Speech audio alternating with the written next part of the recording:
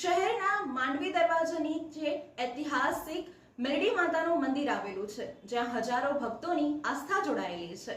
મેલડી માતા પરિવાર દ્વારા મંદિર પરિસરમાં પ્રથમવાર રક્તદાન શિબિર કેમ્પનું આયોજન કરવામાં આવ્યું।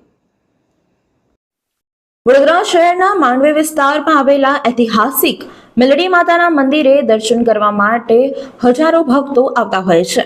ત્યારે મેલડી માતા પરિવાર દ્વારા પ્રથમ વખત રક્તદાન શિબિર કેમ્પનું આયોજન કરવામાં આવ્યું હતું। રક્તદાન કરવાથી 3 જિંદગીને બચાવી શકાય છે।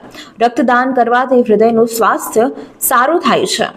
લોહીમાં આયરનનું પ્રમાણ વધી જવાને કારણે હાર્ટને લગતી વિવિધ બીમારીઓ થવાની શક્યતાઓ રહે છે।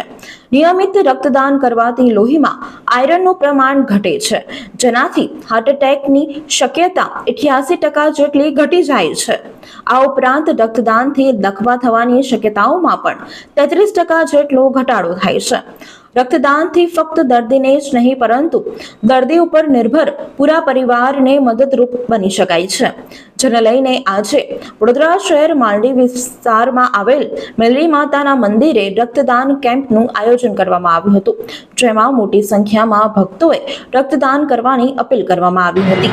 આ વડોદરા શહેરમાં મેલડી માતાનું મંદિર આવેલું છે। ઐતિહાસિક મંદિર કહેવામાં આવે છે। રવિવાર બહુ મહત્વનો દિવસ ગણવામાં આવે છે।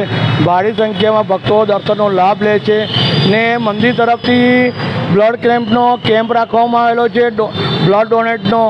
આજે 23/6ના રોજ રવિવારના રોજ બ્લડ ડોનેટનો કેમ્પ રાખવામાં આવ્યો છે। ભક્તોને અમે કહીએ છીએ જેને બ્લડ આપવું હોય તો અવશ્ય આપી શકે છે ને કોઈનો જીવ બચતો હોય તો તમે બ્લડ ડોનેટ કરો તો સારું।